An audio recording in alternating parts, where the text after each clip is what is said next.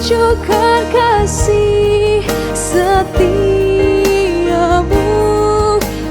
menyediakan yang ku perlu. Shalom semuanya yang ada di rumah. Selamat datang dalam ibadah Welcome Baby Day. Mari saat ini kita mau sama-sama naikkan pujian untuk Tuhan. Mari kita mau naikkan syukur kepada Tuhan. Sebab Tuhan adalah Allah yang layak untuk kita sembah dan kita puji. Mari sama-sama kita mau sembah Tuhan.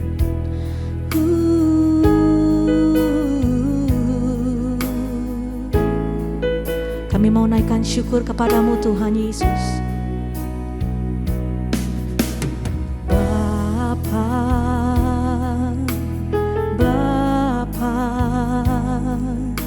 Ku naikkan syukur padamu Bapa, Bapa, ku sembah sujud kepadamu. Sekali lagi katakan Bapa, Bapa, Bapa, naikkan syukur padamu Bapa, Bapa, ku sembah sujud kepadamu. Sungguh besar dan kudus namamu Bapa, ku selalu puji namamu. Besar setiamu, rahmatmu di dalam hidupku Bapa, ku mengasihimu. Katakan sungguh besar, sungguh besar dan kudus namamu Bapa, ku selalu puji namamu. Besar setiamu, rahmatmu di dalam hidupku Bapa, ku mengasihimu. Sekali lagi panggil namanya Bapa. Bapa, Bapa,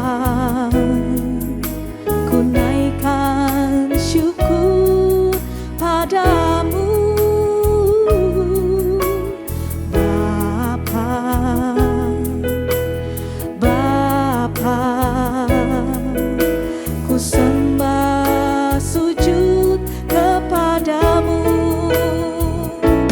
Sungguh besar dan kudus namamu Bapa, ku selalu puji namamu.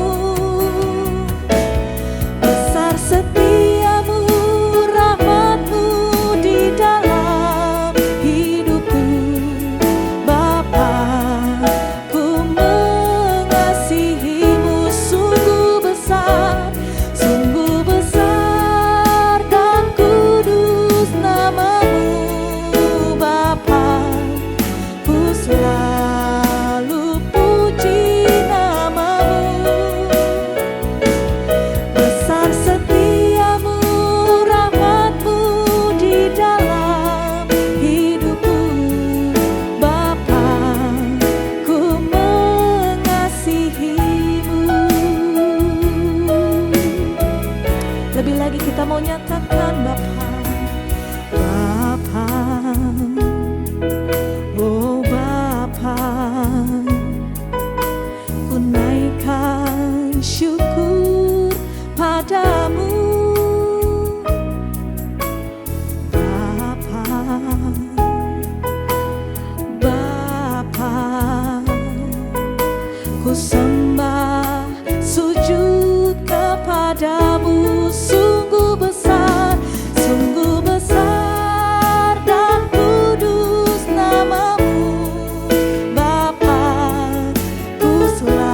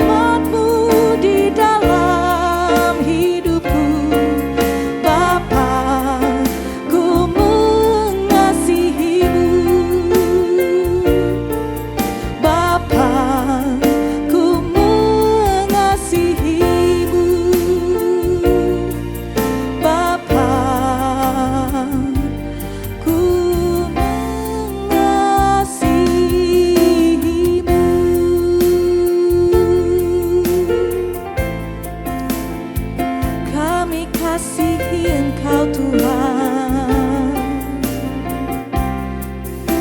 Ku bersyukur kepadamu Yesus, Tuhan Yesus.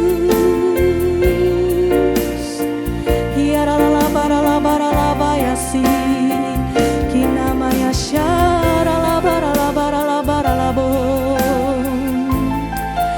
Hinalala barala barala barala bayashanda.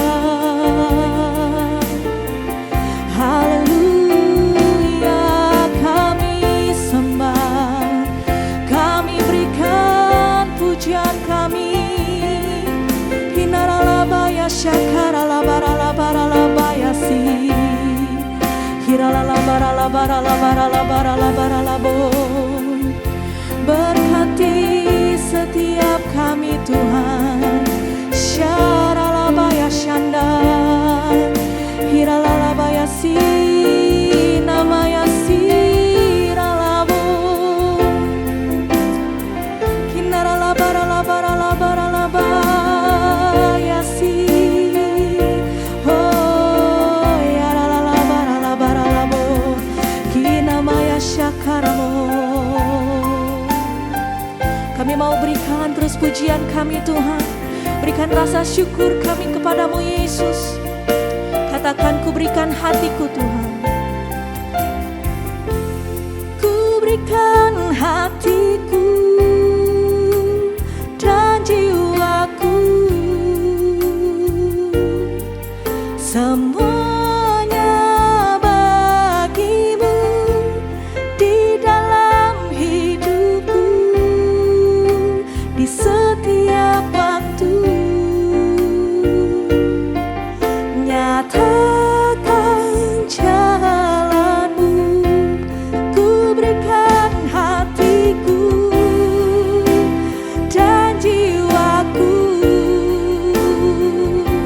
semuanya bagimu di dalam hidupku, di setiap waktu. Nyatakan jalanmu, ku berikan hatiku dan jiwaku, semuanya bagimu di dalam hidupku, di setiap waktu. Nyatakan jalanmu, katakan nyatakan jalanmu, nyatakan jalanmu, nyatakan jalanmu.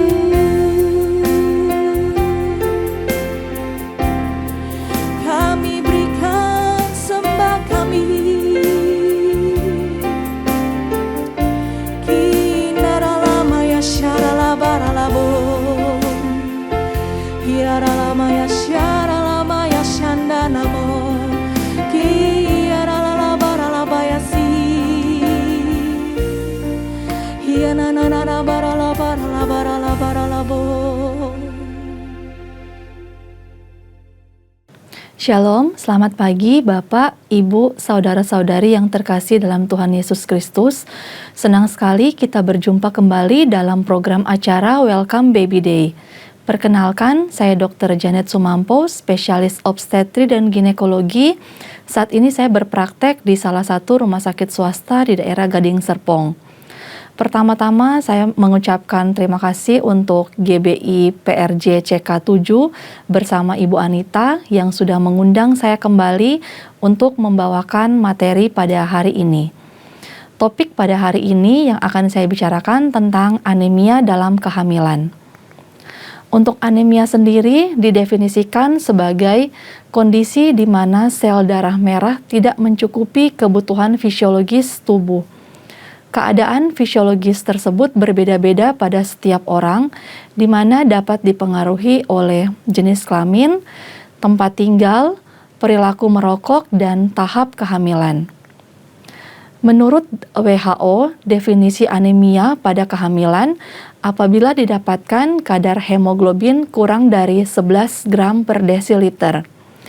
Menurut Center of Disease Control and Prevention, definisi anemia sendiri pada trimester 1 dan 3 yaitu dengan hemoglobin kurang dari 11 gram per desiliter.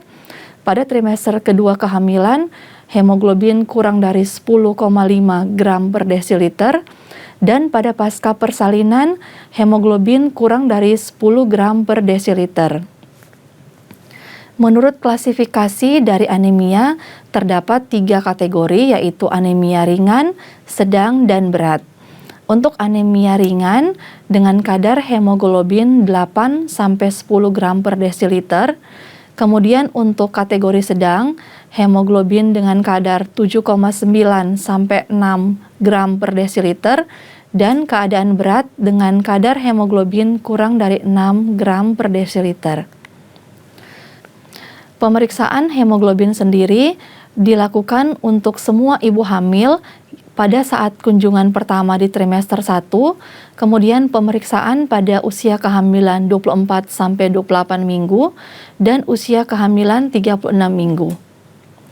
Pemeriksaan hemoglobin direkomendasikan pasca persalinan apabila terjadi perdarahan postpartum, terdapat anemia selama kehamilan, dan terdapat keluhan atau klinis anemia pasca salin. Prevalensi anemia sendiri untuk kejadian anemia di Indonesia pada ibu hamil masih tergolong tinggi dengan kisaran 48,9%. Anemia di Indonesia menunjukkan angka mendekati severe public health problem dengan batas prevalensi anemia lebih besar dari 40%. Anemia bukan hanya berdampak pada ibu hamil, tapi bisa berdampak juga untuk bayi yang akan dilahirkan.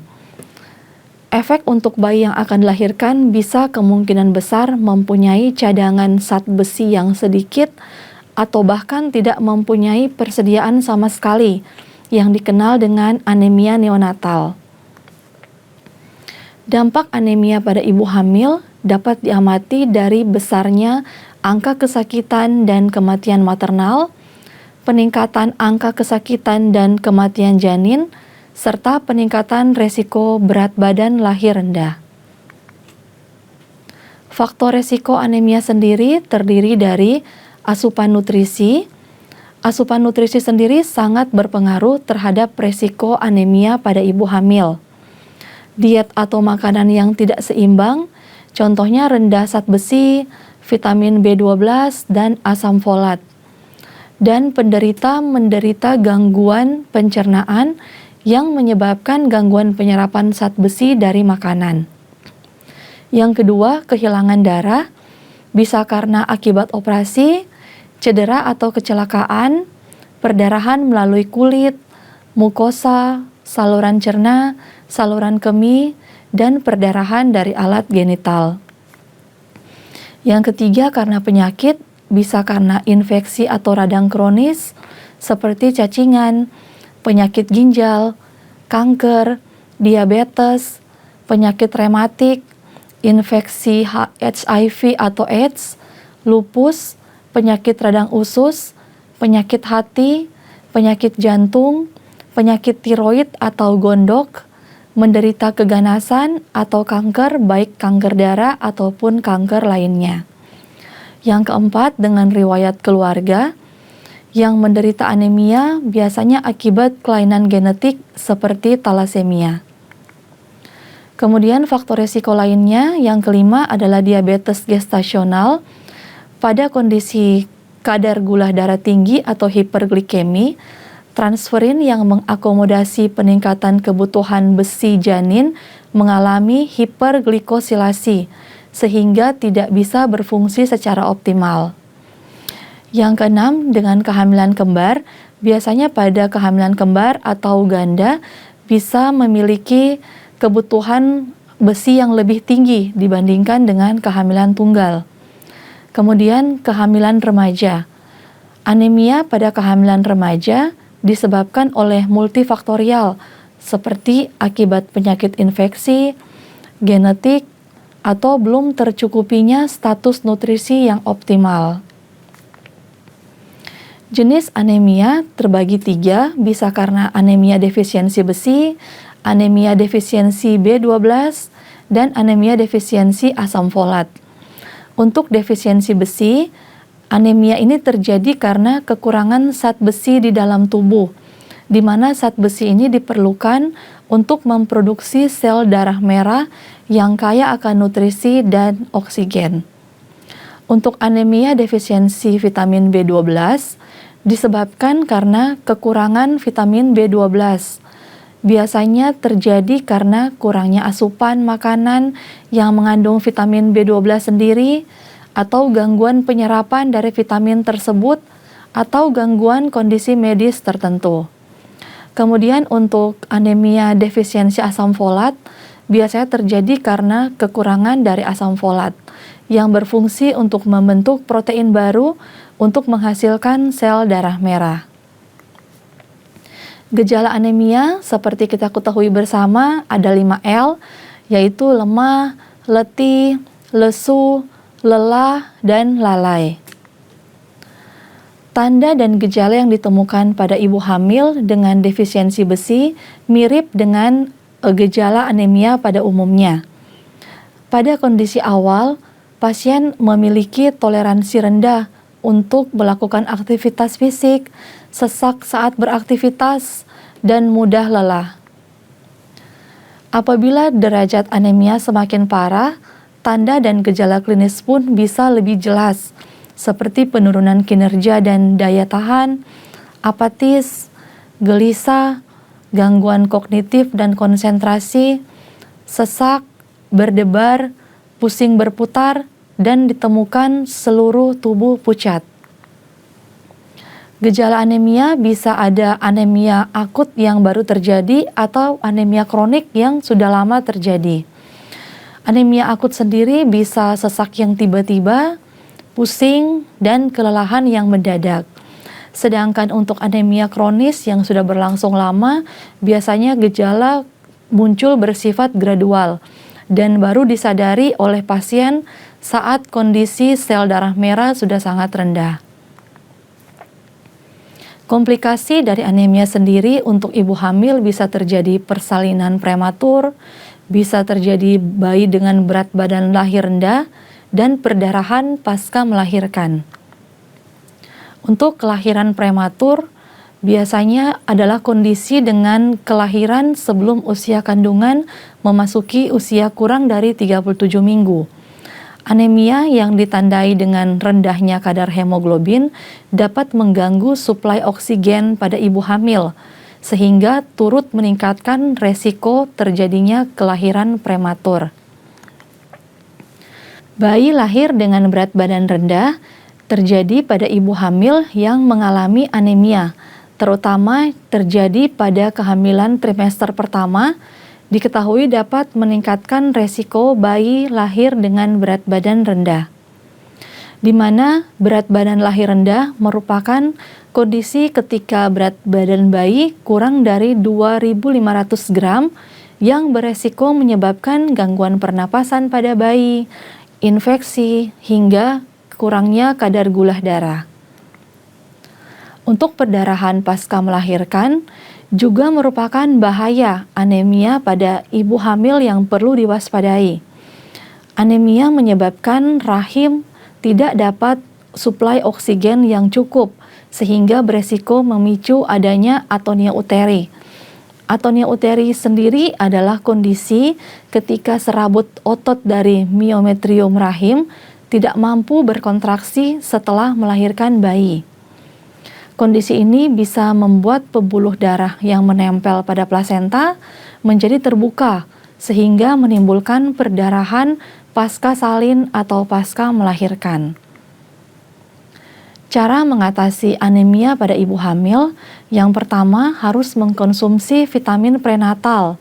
Kemudian yang kedua, dengan mengkonsumsi makanan yang mengandung asam folat dan zat besi. Yang ketiga, vitamin C. Dan yang keempat, transfusi darah. Kita bahas satu-satu mengenai vitamin prenatal. Langkah awal pengobatan anemia pada ibu hamil adalah dengan meresepkan vitamin prenatal, yaitu suplemen zat besi, vitamin B12, dan asam folat. Suplemen tersebut biasanya dianjurkan untuk dikonsumsi oleh ibu hamil sebanyak 1 kali sehari dan rutin diberikan untuk semua ibu hamil sejak kunjungan pertama, dilanjutkan sampai 3 bulan pasca persalinan. Dengan mengkonsumsi makanan yang mengandung zat besi dan asam folat, berguna untuk membantu produksi sel darah merah di dalam tubuh. Beberapa jenis makanan yang mengandung zat besi dan asam folat perlu dikonsumsi secara rutin oleh ibu hamil, diantaranya makanan laut seperti ikan, cumi, kerang, udang yang tentunya harus dimasak matang. Kemudian daging merah, daging ayam, saluran hijau seperti bayam, kangkung, kacang polong, brokoli, selada, buncis, dan seledri. Kacang-kacangan seperti kacang polong, kacang merah, kacang keledai, dan kacang hijau. Telur, makanan yang terbuat dari kacang keledai seperti tahu, tempe, protein susu yang telah dipasteurisasi. Kemudian kentang dan gandum. Untuk vitamin C juga termasuk zat gizi yang dibutuhkan untuk mengatasi anemia pada ibu hamil karena vitamin C sendiri dapat mengoptimalkan penyerapan dari zat besi di dalam tubuh. Karena itu, ibu hamil yang mengalami anemia perlu memenuhi kebutuhan vitamin C harian dengan mengkonsumsi suplemen seperti obat, buah, atau sayuran. Untuk transfusi darah diperlukan jika kadar hemoglobin di bawah 8 gram per desiliter dan menunjukkan gejala yang cukup berat, maka dokter akan melakukan transfusi untuk mengatasi anemia pada ibu hamil. Pada pasien yang diberikan pengobatan dan HB sudah kembali normal, suplemen harus dilanjutkan selama kehamilan dan setidaknya sampai 3 bulan pasca persalinan untuk mengisi kembali simpanan dari zat besi yang berkurang saat kehamilan dan persalinan. Terima kasih. Demikian materi yang bisa saya sampaikan kepada Bapak, Ibu, dan saudara-saudari sekalian. Semoga bisa bermanfaat untuk kita semua. Shalom. Gembala dan seluruh pengerja CK7 serta jemaat Tuhan mengucapkan terima kasih kepada Dr. Janet Sumampau yang telah memberkati kita semua melalui penjelasan tentang anemia di masa kehamilan pada hari ini. Tuhan Yesus memberkati dokter dan keluarga berlimpah-limpah. Amin. Berikut kami sampaikan beberapa pengumuman. Ibadah Area Onsite hari Minggu 1 Oktober 2023 pukul 7, 9, dan 11.30 waktu Indonesia Barat dilayani oleh Evangelista Tamara Geraldine Tuan Kota. Pukul 16.30 waktu Indonesia Barat dilayani oleh Pendeta Dr. Yanto Simkoptra MD PhD. Ibadah Raya Onsite disertai dengan ibadah onsite pemuda dan anak yaitu King's Kids, ibadah anak berkebutuhan khusus, Little Blessing Toddler, Sekolah Minggu, Joshua Generation Kids Church English Service, Junior Church Indonesian Service, 316 Youth English Service, dan yang Professional and Couples 2 PM Service. Sehubungan dengan libur nasional Hari Maulid Nabi Muhammad pada hari Kamis 28 September 2023, maka diinformasikan pada tanggal tersebut untuk kantor OTP CK7, KUL, doa fajar dan Bible study diliburkan. Menara doa 24 jam tetap aktif seperti biasa.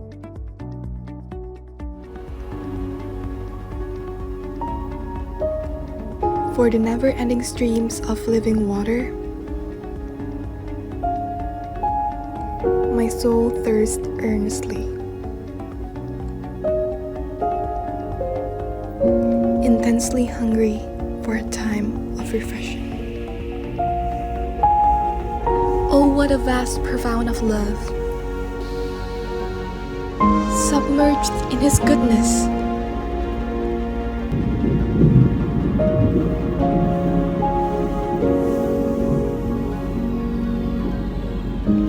let the magnitude of His grace overwhelm you.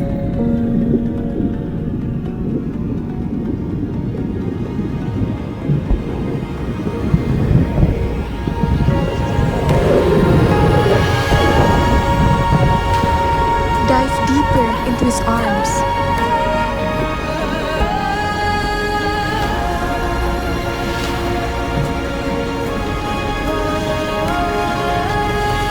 Seek for His heartbeat.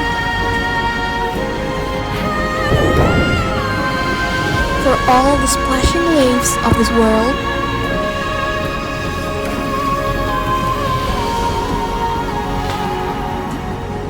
are silenced in the depths of His presence. Presence 23. Deeper.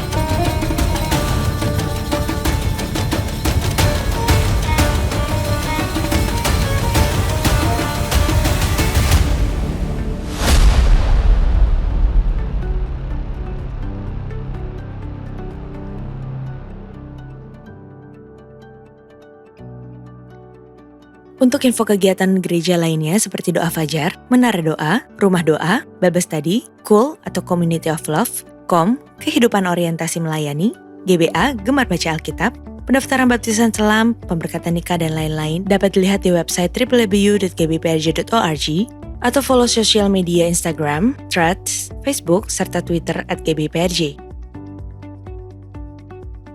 Sekian pengumuman pada hari ini. Terima kasih atas perhatian Bapak Ibu sekalian. Tuhan Yesus memberkati.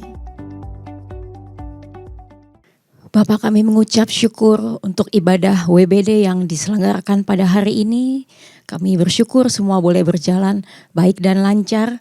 Kami juga berdoa saat ini memberkati Dr. Janet Sumampau. Tuhan berkati kesehatan, berkati profesinya dan berkati keluarganya berlimpah-limpah. Kami bersyukur untuk pelayanan Dr. Janet sehingga kami diberikan pengetahuan seputar tentang kehamilan. Kami juga mau berdoa untuk para pasangan suami istri yang saat ini mengikuti ibadah WBD. Engkau berkati para suami menjadi imam dan nabi dalam keluarganya. Apapun yang diperbuat Tuhan buat berhasil. Diberikan kesabaran untuk mendampingi para istri untuk melalui masa proses kehamilan sampai tiba persalinan. Kami juga berdoa untuk para istri, Tuhan berikan kesehatan, kekuatan, Tuhan berikan kesabaran, Tuhan diberikan kekuatan untuk melalui proses masa kehamilan sampai persalinan. Tuhan, kami juga berdoa untuk bayi yang ada di dalam kandungannya diberikan kesehatan, kekuatan, lahir menjadi anak yang cerdas dan berguna bagi orang tua dan mengasihi Tuhan. Kami berdoa saat ini Tuhan memberkati gembala sidang kami Pak Niko. Engkau memberkati kesehatan, pelayanan dan pengembalaannya. Engkau urapi Pak Niko berlimpah Tuhan. Di era Pentakosta Tuhan, Engkau terus pakai Pak Niko untuk memberkati bangsa-bangsa. Engkau juga memberkati gembala CK7 Dr. Yanto. Berkati kesehatan, profesinya sebagai seorang dokter, Engkau yang selalu menolong dan memberikan kekuatan. Berkati juga pelayanan dan pengembalaannya atas CK7. Biarlah hikmat marifat-Mu Tuhan mengalir atas hamba-Mu sehingga terus membawa kami umat-Mu menjadi umat yang layak dan berkenan di hadapan Tuhan. Kami juga berdoa Tuhan untuk bangsa kami Indonesia. Kami berdoa untuk Presiden Jokowi dan wakilnya Pak Ma'ruf Amin. Tuhan, Engkau berkati hamba-Mu Tuhan. Hikmat marifat-Mu terus turun atas hamba-Mu. Engkau terus tuntun Pak Jokowi Tuhan. Di akhir masa jabatannya Tuhan, biarlah setiap keputusan-keputusan yang diambil boleh membawa Indonesia semakin maju lagi. Terima kasih Tuhan, Inilah yang menjadi doa-doa kami hanya di dalam nama Tuhan Yesus. Haleluya, amin. Kini tiba waktunya kita menerima doa berkat dari hambanya. Terimalah berkat yang berlimpah-limpah dari Allah Bapa, kasih karunia dari anaknya yang tunggal Yesus Kristus, dan penyertaan yang manis dari Roh Kudus menyertai kita mulai hari ini sampai Maranatha, bahkan untuk selama-lamanya. Haleluya, amin.